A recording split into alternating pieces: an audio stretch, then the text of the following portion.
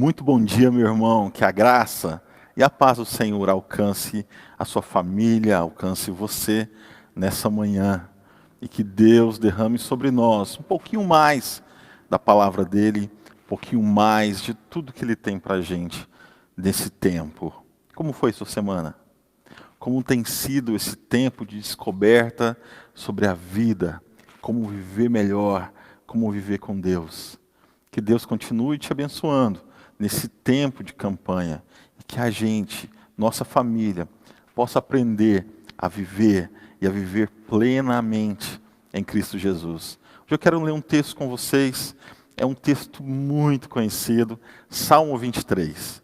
Mas eu quero hoje ler de uma forma diferente com você. No versículo 4 do Salmo 23 diz assim: ainda que eu ande pelo vale da sombra da morte, não temerei mal nenhum, porque tu estás comigo. Porque tu estás comigo. Meu irmão, Deus está com você em todo tempo. Deus está comigo em todo tempo. E eu quero te convidar a ler esse salmo, sempre trazendo essa frase: porque tu estás comigo. Olha só, o Senhor é o meu pastor e nada me faltará, porque tu estás comigo. Ele me faz repousar em pastos verdejantes, porque tu estás comigo. Leva-me para junto das águas de descanso, porque tu estás comigo. Refrigera minha alma e guia-me pelas veredas da justiça, por amor do seu nome, porque tu estás comigo. Ainda que eu ande pelo vale da sombra da morte, não temerei mal nenhum, porque tu estás comigo. O seu cajado e o seu bordão me consolam. Preparas-me uma mesa na presença dos meus adversários, unge-me a cabeça com óleo, o meu cálice transborda, porque tu, Deus, está comigo. Bondade e misericórdia certamente me seguirão todos os dias da minha vida, e habitarei na casa do Senhor para todo sempre, porque tu estás comigo. Meu irmão, a gente fala muitas vezes, e eu quero reforçar: Deus está contigo em todo o tempo. Não existe um momento em nossa vida que Deus se afasta. Pelo contrário, é o homem que gosta de afastar. Mas Deus sempre, desde o Éden, vai ao encontro do homem. E Deus está comigo e com você. Que a gente entenda isso e viva uma vida em que Deus faz parte da nossa vida, da nossa história. Que Deus faça parte da sua família. Que Deus faça parte do seu dia a dia. E que Ele te abençoe um pouquinho mais nessa manhã. Em nome de Jesus. Amém. Queridos, graça e paz. Quero te convidar que nesse momento você possa louvar o Senhor, adorá-lo conosco. Essa canção convida o Espírito Santo de Deus, diz que tu és bem-vindo aqui e que você possa, juntamente com a sua família, cantar conosco nesse momento. Santo Espírito, és bem-vindo aqui, seja bem-vindo nesse lugar, seja bem-vindo no meu lar, na minha casa, na minha vida. Convide o Espírito Santo e cante conosco esta canção. Não há nada igual, não há nada melhor a que se comparar, a esperança viva, tua presença.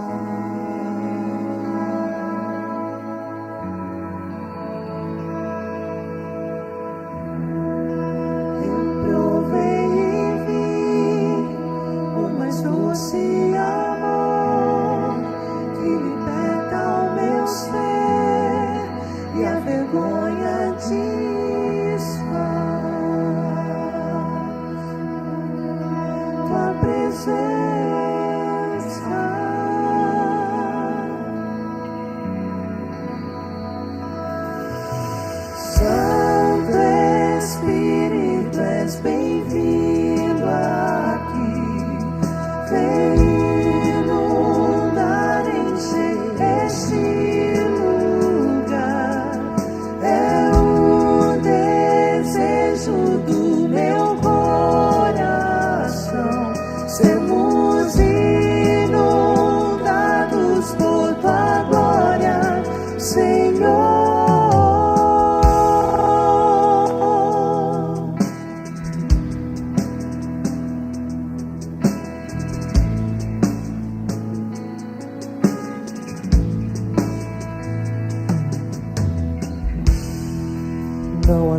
nada igual, não há nada melhor a que se comparar, a esperança viva,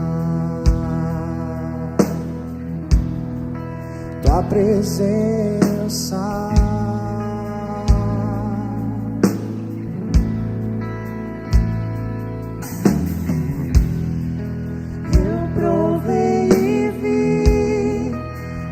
Doce amor que liberta o meu ser e a vergonha desfaz. Tua presença,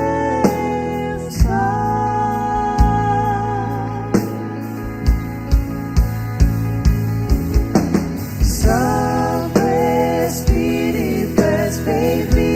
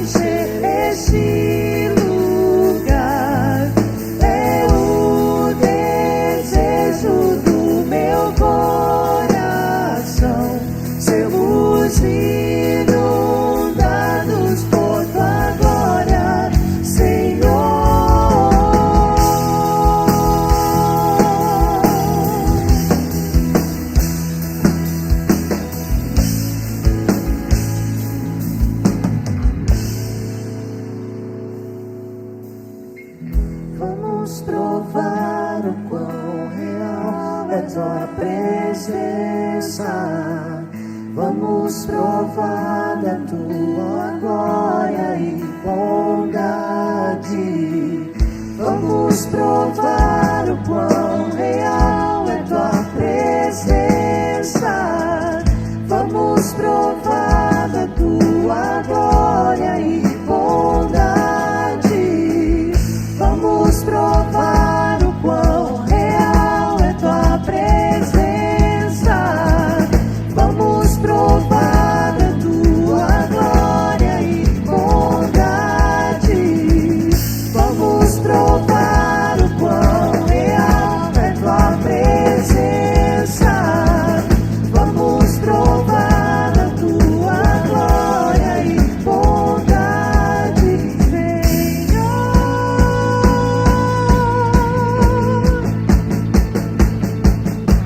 Santo Espírito, és bem-vindo aqui. Vem inundar, encher este lugar. É o desejo do meu coração. Sermos inundados por tua glória, Senhor.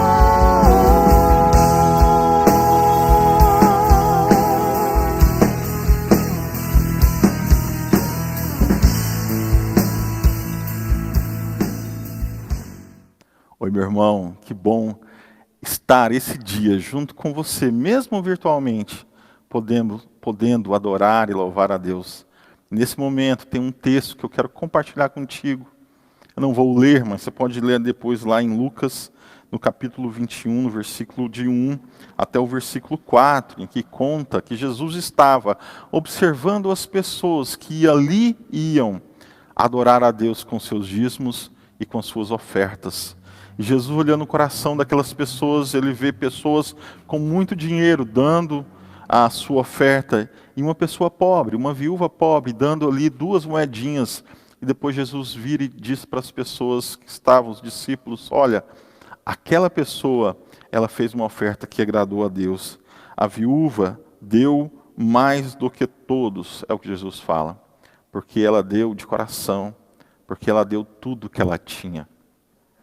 A gente tem esse momento aqui como igreja em que a gente, juntos, nós somos convidados a dar ao Senhor, a devolver a Deus. Durante todo esse tempo, a gente tem falado que nós somos mordomos de tudo aquilo que Deus tem nos dado. E hoje, mais uma vez, eu quero te convidar a entregar o teu coração em adoração a Deus, dando o seu dízimo, dando a sua oferta, e já agradecer. Agradecer porque muitas vezes você tem nos dado a chance de levar essa renda, de levar a sua oferta a outras pessoas. Essa igreja, ela recolhe tudo aquilo que você dá e investe em pessoas, investe em missionários, com responsabilidade social. Então, agradeço a Deus por tudo que você tem doado e te convido, como igreja, convido você que faz parte da igreja, convido você que está assistindo hoje e que se sentir o desejo no coração de ajudar essa igreja a alcançar pessoas, ajudar essa igreja a ajudar outras pessoas. Está aí na tela um local onde você pode fazer um depósito, um local onde você pode fazer a transferência. E eu tenho certeza que Deus olha o teu coração e sabe que você entrega de coração, entrega com alegria. E com certeza Deus vai falar uma hora para mim e para você que você deu mais que todos os outros, porque você deu de coração. Quero orar contigo, quero orar por esse momento, por tua casa.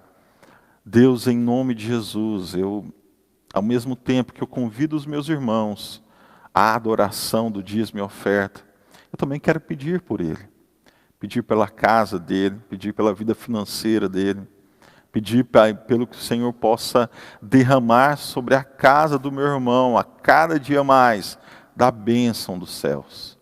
A bênção dos céus, que envolve tudo, inclusive a parte financeira. Que meu irmão possa cada dia confiar no Senhor e ver, e sentir, e perceber que o Senhor é quem cuida de nós.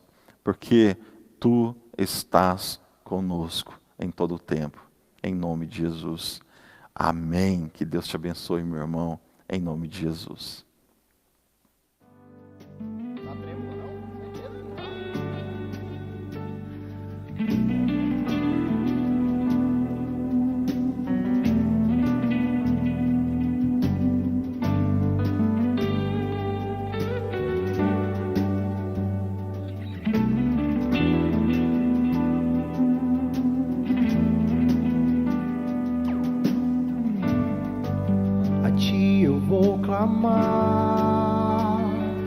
Pois tudo vem de ti e tudo está em ti.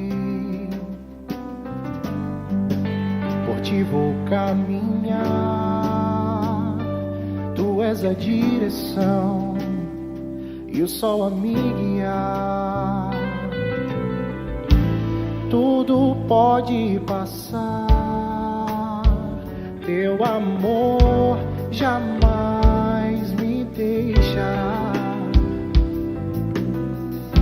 Sempre há de existir novo amanhã preparado pra mim.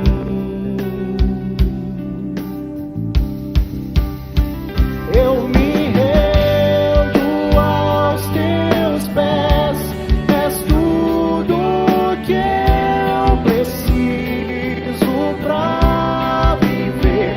Eu me lanço aos teus braços, onde encontro meu refúgio.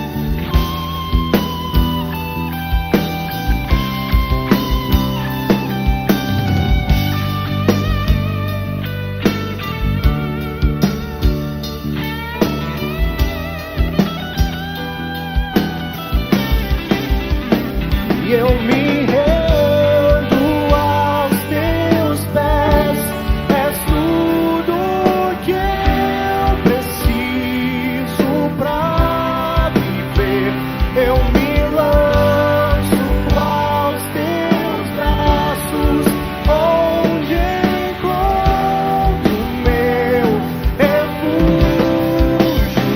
Eu me rendo aos teus pés, és tudo que eu preciso pra viver. Eu me lanço aos teus braços, onde encontro meu refúgio, Jesus.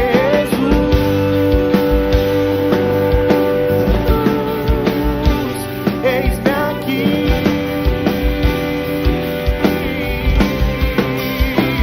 Jesus.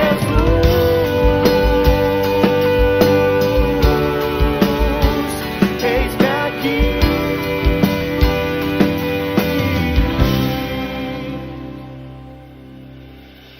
Olá, queridos, graça e paz da parte de Jesus Cristo. Quero te desejar uma abençoada, uma excelente manhã de domingo na presença de Jesus.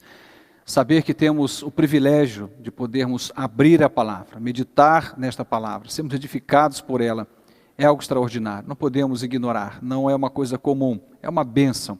Temos a liberdade que ainda temos em nossa nação, de podermos olhar, meditar na palavra e sermos por ela edificados. Temos andado numa campanha abençoadíssima, 30 dias para viver, e a busca que temos feito é a busca por uma vida de excelência, por uma vida que faz sentido, por uma vida carregada de significado. E é isso que temos buscado, não apenas para que esses 30 dias façam algum sentido, mas para que isto sirva de referência para os próximos dias da nossa jornada aqui na Terra. E hoje quero falar um pouco sobre missão. O tema de hoje é viver. Precisa fazer sentido. A nossa vida, de algum modo, ela existe, e ela existe como permissão, como dádiva de Deus, mas temos que escrever uma história. Certamente debaixo da soberania do Senhor, da sua boa vontade, mas sempre uma história que tem que ser escrita. Aonde Deus respeita a sua escolha, aonde Deus respeita o seu coração, suas decisões. Deus não é aquele que invade a sua vida e te impõe de forma imperativa, mas Ele te pergunta, o que tu queres que eu te faça? Um Deus que trabalha também respeitando a nossa vontade, até porque o livre-arbítrio é uma dádiva que Ele mesmo nos dá. E a escolha que eu e você fazemos, podemos transformar a vida numa vida cheia de sentido ou absolutamente vazia. Eu quero ler então um texto da Palavra de Deus, registrado em Filipenses capítulo 2, carta de Paulo aos Filipenses capítulo 2, versos 13 até o verso 16, e diz assim a Palavra de Deus. Porque Deus é o que opera em vós, tanto o querer como o efetuar, segundo a sua boa vontade. Fazei todas as coisas sem murmurações, nem contendas, para que sejais irrepreensíveis e sinceros, filhos de Deus, inculpáveis, no meio de uma geração corrompida e perversa, entre a qual resplandeceis como astros no mundo, retendo a palavra da vida, para que no dia de Cristo possa gloriar-me de não ter corrido nem trabalhado em vão. Olha só o que Paulo está escrevendo para nós. Essa palavra é perfeita, ele fala ao coração da igreja em Filipos, mas isso chega ao nosso coração como algo especial. Está dizendo que nós podemos ter uma existência terrena tão cheia de significado, tão cheia de importância, que não será uma corrida vã, mas uma corrida que terá deixado um legado para aqueles que ficam, e uma corrida que também marca, de algum modo, a eternidade, já que aquilo que fazemos com a nossa vida em Jesus tem a ver com o reino, e esse reino é eterno.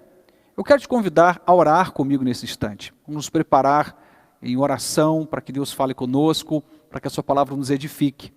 Te convido, mesmo na sua casa, você possa se curvar diante do Senhor, possa pedir, Senhor, fale comigo, abra o meu entendimento, me ajude a compreender o Senhor. Vamos orar? Deus, nós somos gratos a Ti, pela Tua palavra, pela Tua presença. Somos gratos ao Senhor pelo privilégio da companhia do Senhor, poderosa, graciosa, doce, essa companhia que faz toda a diferença. Senhor, desvenda os nossos olhos, queremos enxergar as maravilhas da tua lei. Fale conosco pela tua palavra, em nome de Jesus. Amém e amém. Essa expressão de Paulo, essa palavra que Paulo escreve, essa carta aos Filipenses, existem muitas questões que são trabalhadas, e uma das questões que ele fala aqui é a missão. É como se Paulo estivesse dizendo assim: olha, eu fui tomado por Jesus, quando me converti ao reino dos céus, fui tomado por Jesus por um absoluto senso de missão.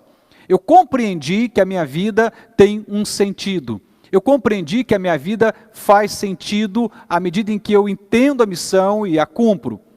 Ele está dizendo, eu não quero olhar para trás, depois de ter vivido a minha vida toda, e chegar à conclusão que eu corri em vão, que a minha vida não teve nenhuma importância, de que apenas vivi, mas ela não marcou a vida de ninguém, ela não trouxe sobre ninguém nenhum legado eterno. Eu não quero viver esse tipo de vida. E Paulo, então, escrevendo aqui esta carta aos Filipenses, ele traz essa compreensão de que ele encontrou uma razão para que a vida tivesse sentido. E o verso 13, ele diz, porque Deus é o que opera em vós, tanto querer como o efetuar segundo a sua boa vontade. Ele já inaugura essa conversa, falando sobre o senso de missão, dizendo que Deus tem uma vontade, que Deus fez uma escolha, que Deus tem um desejo a meu respeito, é seu desejo no que toca à missão, ao cumprir de um propósito eterno aqui na terra. Temos perguntado ao longo dessa campanha, qual é a razão da sua existência? Por que você nasceu? Por que você está vivendo? Para onde você está indo com a sua vida? Qual o sentido da sua família, do seu casamento, da sua igreja?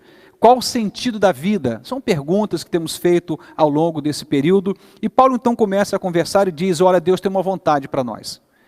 Deus fez uma escolha eterna para mim e para você. E essa escolha, que é a vontade dele, inclusive numa outra ocasião ele diz, é boa, ela é agradável e ela é perfeita. Deus tem um plano perfeito para mim e para você.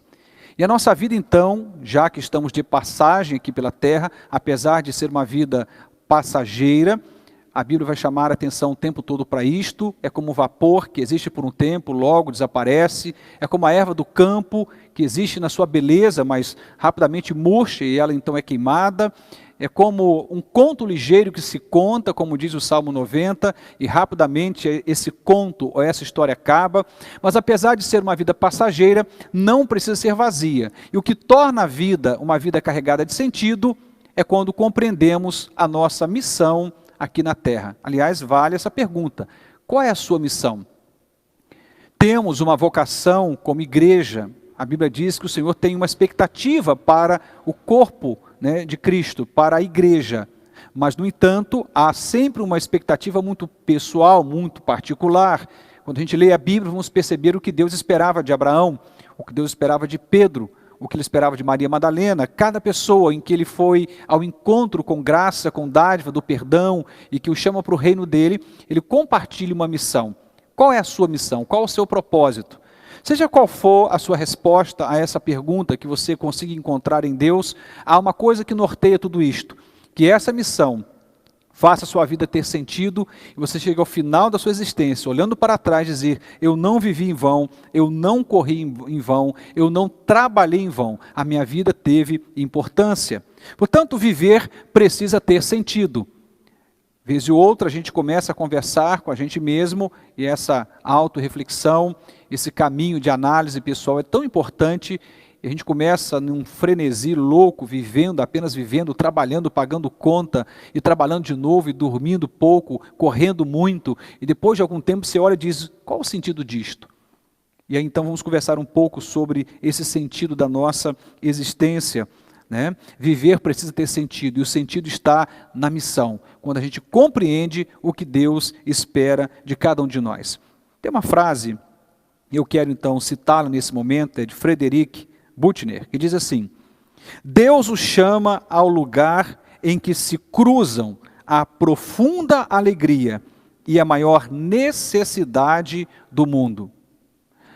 Ele vai trazer aqui para nós duas palavras, e elas estão intercambiadas, elas fazem sentido juntas, que é a palavra alegria e a palavra necessidade. Vivemos num mundo hedonista, uma geração que está pautando as suas ações no prazer pelo prazer, em busca o tempo todo por saciar desejos pessoais, particulares, alguns inclusive absurdos, e que a regra do jogo é: faço apenas aquilo que me dá prazer, que me dá alegria. A grande questão é que existem muitas alegrias que podemos ter nessa terra, que o final dela, o destino dela, não é lucro, mas é prejuízo espiritual e, inclusive, no final da história, um prejuízo emocional.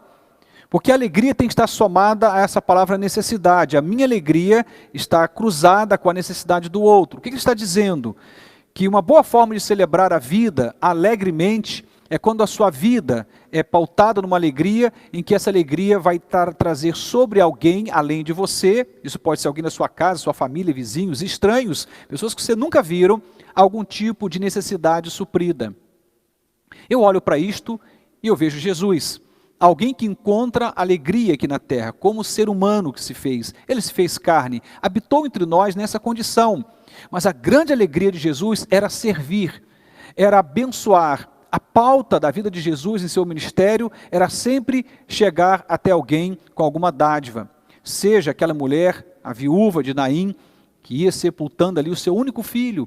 Ele para tudo, ele traz vida sobre aquele menino e restaura não só a vida ao menino, mas a vida àquela mulher. Seja a mulher do fluxo de sangue, que por 12 anos procurava cura e não encontrava, e o toque em Jesus fez com que ela encontrasse a vida, e ela tem devolvida à sua existência todo um significado. Você vai olhar para os próprios discípulos que cercaram Jesus, as multidões que o acompanharam, como a multiplicação dos pães e dos peixes. Se você for observar ao longo dos evangelhos, sempre existia alguém sendo abençoado pela vida de Jesus. Havia um combinado eterno entre ele e o Pai. E uma das coisas que fica clara é que ele não passaria a sua trajetória aqui na terra em vão. Havia uma missão, ele veio para isto. Mas talvez você diga: pastor, mas ele é Jesus, e eu me chamo Joaquim, eu não sou ele. É verdade, você não se chama Jesus, nem eu, mas nós somos aliançados com Jesus. Temos uma relação de fé com o reino de Deus. E a melhor pessoa para mirarmos, o exemplo maior que temos para que esse reino seja uma verdade em nossa vida, é a pessoa de Jesus. Ele não viveu um dia sequer sem que alguém fosse alcançado pela dádiva, pelo presente da sua presença e pelos benefícios que ele podia compartilhar através da sua vida. Portanto, quando eu olho para essa realidade de Jesus, eu me sinto não somente empolgado, animado, mas desafiado a não fazer a minha vida tornar-se uma vida em vão. E você passa a ter sentido na sua existência quando você deixa de olhar para aquilo que é apenas seu e passa a olhar para aquilo que também é de um outro. E por vezes o desafio é de um outro desconhecido, inclusive de um outro que não pode retribuir nada a você, que não pode ofertar nada a você. É um amor que vai, mas que não tem reciprocidade. É por isso que a Bíblia vai dizer, inclusive, que a verdadeira religião é quando você é capaz de abençoar ali os órfãos e as viúvas. O que significa isto? Alguém que não pode devolver nada, alguém que não vai fazer com você uma relação de troca, alguém que vai ser abençoado pela sua vida, mas que não pode te dar nada correspondente à bênção que você lhe ofereceu. Portanto, olhando para essa realidade da missão, eu olho para Jesus e percebo essa realidade que Frederic vai estar citando aqui. Deus o chama ao lugar em que se cruzam a profunda alegria e a maior necessidade do mundo. O mundo quer ser amado, o mundo precisa ser amado, o mundo precisa ser acolhido. Entenda que mundo como pessoas, as pessoas estão em busca de amor, de aceitação, elas querem ser tocadas. Esta é a linguagem, sem dúvida, universal. Talvez você não fale a língua de alguém, está num país estranho, talvez você esteja indo para uma missão, numa terra estranha, numa etnia que não é a sua, mas há uma linguagem que o mundo inteiro entende, que é uma necessidade universal. Essa linguagem é o amor, e a necessidade de sermos amados, ela é universal. E a nossa alegria, ela é de fato plena, quando essa alegria tem como pauta a necessidade também do outro. A alegria hedonista, o prazer pelo prazer, não contempla o outro, contempla a você mesmo. Chegar ao final da vida e você olhar para aquilo que você conquistou, dizendo: olha que coisa boa, eu tenho agora X de patrimônio, eu tenho aqui tanto investido em bolsa de valores, eu tenho aqui esse carro, eu tenho aqui essa casa de praia, e você então começa a falar do seu patrimônio, mas você está chegando ao fim da vida. é o tempo da sua partida. Nenhum patrimônio que você adquiriu poderá ser levado. Vai ficar por aqui mesmo. Inclusive, em alguns casos, para gerar contendas e brigas entre familiares que irão herdar esse patrimônio. Não estou te incentivando a não precaver-se quanto ao futuro, a não se prevenir, a não investir, não é essa a conversa, mas que você não gaste a sua vida inteira para buscar coisas, mas que você possa investir a sua vida para que a missão, e essa missão universal é compartilhe amor. O modo como você vai fazer isto, bom, é diverso. Há uma multiplicidade no modo como a gente pode amar. Até porque a graça de Deus também é multiforme. Deus se manifesta em graça de muitas maneiras. Por vezes, você pode ser gracioso com alguém parando para escutá-lo. Ora, você vai ter que entregar uma cesta básica. Talvez fazer uma oração. Em algum momento, você vai precisar ir até essa pessoa para ajudá-la no conflito familiar. Seja qual for a sua ação, que a sua alegria tenha como pauta alcançar a necessidade que é do mundo inteiro, de ser amado, aceito, acolhido, abençoado. Quando a gente serve, em algum momento a gente também é servido. Não te convido a fazer disto uma troca, uma barganha, mas é inevitável. Quem ama um dia é amado. Quem acolhe um dia é acolhido. Quem abençoa um dia é abençoado. Se você sorrir, alguém vai sorrir para você de volta. Se você é capaz de chorar com a dor de alguém, uma hora você também será acolhido na sua dor. Há uma regra básica de qualquer relação, que é a reciprocidade. E esse é o caminho que a gente precisa trilhar. Há uma outra expressão de Erma, que vai trazer para nós também uma reflexão muito importante, que diz assim: quando me colocar diante de Deus, escute só, no final da vida, espero não ter nenhum talento guardado e dizer, Senhor, usei tudo o que me destes. Olha que coisa extraordinária. O desejo dessa pessoa é dizer, olha, Senhor, se eu chegar no final da vida, eu quero ter a compreensão que o que eu recebi do Senhor, eu compartilhei. Deus te deu recurso, compartilha. Ele te deu conhecimento, compartilha. Ele te deu fé, reparta essa fé. Deus te deu generosamente alguma coisa, do mesmo jeito, generosamente, reparta isto. Há sempre algo para ser repartido. Eu gosto de dizer que ninguém é tão pobre que não tenha nada para repartir.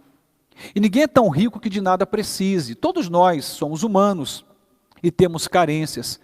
Às vezes a carência está no campo das emoções, da fé ou das finanças, mas todos nós temos alguma necessidade. Como dizia Davi, Senhor, eu sou pobre e necessitado, mas o Senhor está cuidando de mim. Eu compreendo que o Senhor está zelando da minha vida, mas eu reconheço, eu sou pobre e necessitado, afirmava o grande Davi, o rei Davi. Então essa expressão, olha, quando me colocar diante de Deus no final da vida, espero não ter nenhum talento guardado. Ou seja, tudo que eu recebi, eu investi, eu compartilhei. Há muitos anos atrás, quando eu aceitei o desafio do ministério pastoral, era muito jovem, não fazia ideia do que viria pela frente. Já são quase 22 anos pastoreando a Igreja de Jesus. São muitos anos dedicados a isto, fora o tempo de formação acadêmica, 4 anos de seminário teológico. E esses anos todos investidos, eu olho para trás e confesso a você, não há um dia sequer que não agradeça, e não há arrependimento algum no meu coração. Fiz a melhor escolha, porque é o caminho que Deus tinha para mim. Qual é o seu caminho? Qual é a vocação que Deus tem para você? O que é que Deus espera da sua vida? Você não precisa ser pastor de uma igreja ou missionário em um campo transcultural, mas há uma missão que Deus espera de você. Talvez como médico, Deus espera que você abençoe vidas. Talvez você como uma professora. Às vezes você como uma doméstica, uma dona de casa. Independente do lugar que você ocupa, no final tem sempre alguém que pode ser abençoado ou abençoada pela sua vida. Esse é um combinado que temos que ter conosco. Senhor, não quero passar a minha vida e olhar para trás e dizer, trabalhei em vão, vivi em vão, lutei em vão, não conquistei nada que eu possa de fato deixar para trás como um grande legado eterno. Eu penso que a vida precisa ter sentido. Afirmei isso quando falei do tema da minha mensagem. Mas a vida tem sentido quando nós somos capazes de cumprirmos a nossa missão. Tem uma passagem bíblica de Paulo também, só que agora escrevendo aos Romanos, capítulo 12, verso 11, na versão da Bíblia Viva diz assim, não sejam nunca preguiçosos no trabalho, porém sirvam fervorosamente no Senhor. Tem uma outra versão que diz, olha, não sejam vagarosos no cuidado, mas sejam fervorosos, né, no Espírito de Deus, servindo. Nós precisamos tomar uma posição. E diante desse momento de pandemia, de uma instabilidade sem igual, econômica, emocional, espiritual, onde há tanta fragilidade nos cercando, que oportunidade extraordinária que nós temos de combinar alegria com a necessidade do mundo. Em outras palavras, pegar a alegria que Deus nos dá e reparti-la, por vezes, como dizia, por um abraço, uma oração, um aconchego. Outras, talvez dando a alguém o privilégio do trabalho, oferecendo um remédio, uma cesta básica, uma visita. Às vezes, apenas a sua escuta, algo pode ser repartido. Isso torna a nossa vida carregada de sentido. Quero voltar de novo a atenção para o texto, quando a Bíblia diz, porque Deus é o que opera em vós. Em outras palavras, Deus pode, Ele tem todo o poder para fazer qualquer coisa sem você. Deus não precisa de você. Usar a sua vida não é uma necessidade de Deus. Escute isto. Há poder em Deus suficiente lá atrás, quando Ele cria todas as coisas. Nada existia. E Ele gera sopro de vida sobre tudo. Ele diz uma palavra e tudo se constrói. Portanto, Deus não precisa da minha vida, nem da sua vida, mas Ele escolheu usar você. Então, quando eu olho para isso, eu vejo, Senhor, que privilégio, que dádiva, que bênção é esta de poder ser usado pelo Senhor. O Senhor escolheu me usar, escolheu usar cada pessoa. E quando você diz sim para Deus, Deus está disposto a te usar. É Ele quem age, Ele age em você. Ele não age sem você, Ele poderia, mas Ele escolheu agir em você, para poder agir através de você. E aí vem uma grande questão. Enquanto Deus não agir em você, Ele não pode agir através de você. Porque não podemos dar o que não temos. Não podemos ofertar a uma pessoa uma paz que não está em nós. Não podemos ofertar um amor a alguém que não está em nós. Não podemos ofertar nada que não temos. E quando Ele diz, é Deus que opera em vós, está dizendo, Deus pode te dar algo. E aí, através de você, pessoas podem ser também alcançadas, e você pode chegar a essa conclusão de não ter vivido uma vida em vão, de não ter trabalhado em vão. E logo depois ele diz, tanto querer como o efetuar segundo a sua boa vontade. Portanto, essa ação de Deus na sua vida tem como pauta a boa vontade de Deus. Deus não age na sua vida, em você, sem que isto tenha como pauta a sua bondade, a sua vontade perfeita.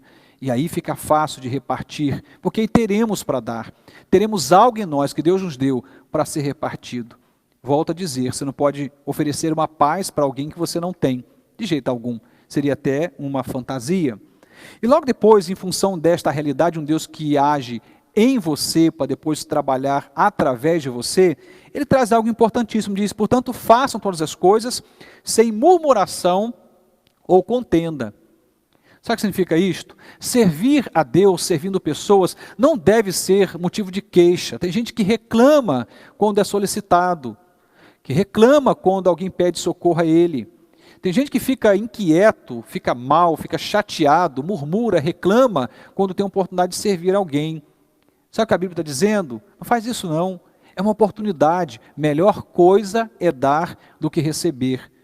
É um privilégio você ter algo para dar a alguém, seja a sua paz, o seu tempo, sua saúde, seja você poder ofertar a alguém um pouco da sua fé, do seu dinheiro, da sua comida. Melhor coisa é dar do que receber. E diz, não reclama, não se queixe quando estiver diante de uma oportunidade de servir alguém, de abençoar alguém.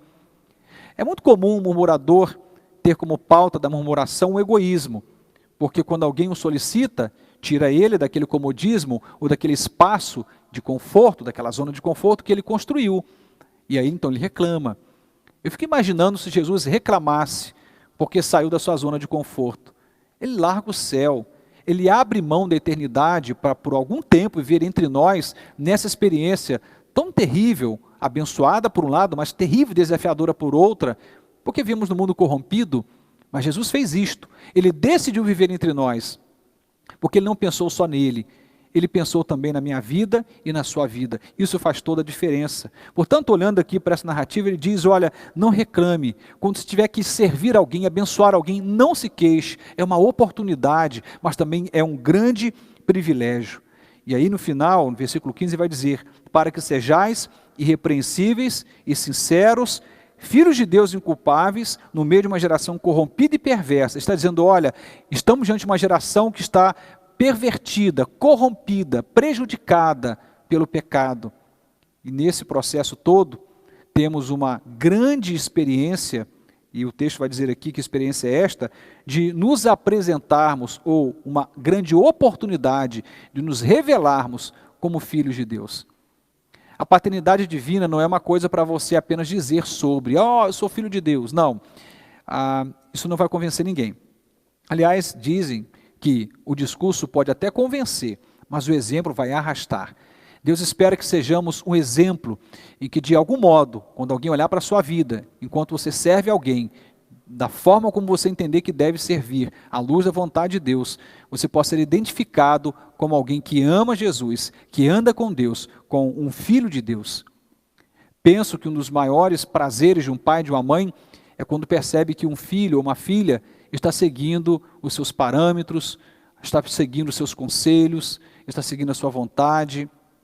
Imagine só, e de repente Deus olha para mim e para você, e Ele tem uma vontade para nós, uma vontade boa, agradável e perfeita, diz a palavra de Deus. E quando você consegue abraçar esta vontade, viver esta vontade, isso alegra o coração de Deus. Nós somos dele, e não porque somos merecedores, Ele nos fez herança, filhos, amigos, Ele nos fez por adoção, não há mérito em nós, a graça divina. Ele nos adotou como filhos, e nessa condição precisamos nos revelar como filhos de Deus. E uma das formas de nos revelarmos como filhos de Deus é quando a gente consegue servir, sem se queixar, sem murmurar. Viver precisa ter sentido, e o sentido vem quando você serve alguém. Para terminar, ele vai falar dessa geração corrompida, pervertida, e diz, olha, você tem que ser como astros no mundo. A ideia aqui de um astro no mundo, ou seja, aquilo que serve de referência. Num tempo que as pessoas elas se guiavam pelos astros, elas conseguiam se localizar pelos astros, não tínhamos naquela época um bom GPS, Waze ou qualquer outro aplicativo, as pessoas se guiavam pelos astros. Isso significa dizer que os astros eram referências para que as pessoas não se perdessem nas suas jornadas. A sua vida tem que ser uma referência para que o outro não se perca.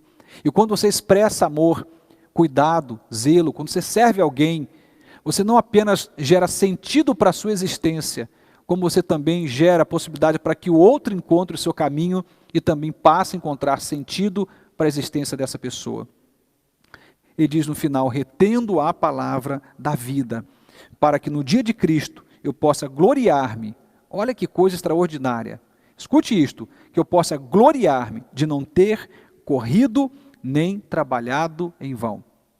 Muitas pessoas vão se gloriar no final da vida porque ficaram ricas, porque conseguiram os diplomas que almejavam, porque conseguiu a carreira profissional que estavam planejando, tiveram o número de filhos que havia planejado, sei lá, casou com a pessoa que queria, e aí por diante. Ele dizendo, olha, eu tenho um motivo para me gloriar no final da vida. De chegar no final da vida e dizer assim, não desperdicei a minha vida, não desperdicei os talentos que Deus me deu, não desperdicei os dons que Deus me deu, não desperdicei o recurso que Deus me deu, eu reparti.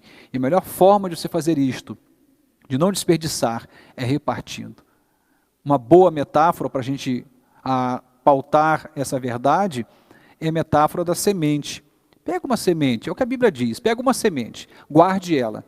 Ela não tem nenhuma serventia, continua sendo uma semente, mas pega essa semente, joga ela na terra, molha essa terra.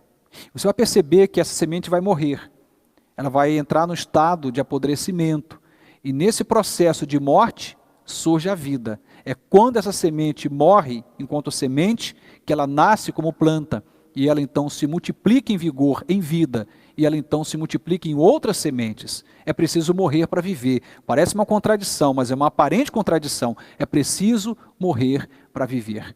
Quer ter sentido para a sua vida? Morra. De que forma? Morra para o seu egoísmo. Morra para essa vida centrada em você mesmo, em você mesma. Morra para essa vida que tudo que importa é a sua vontade e mais nada. Morra para isto.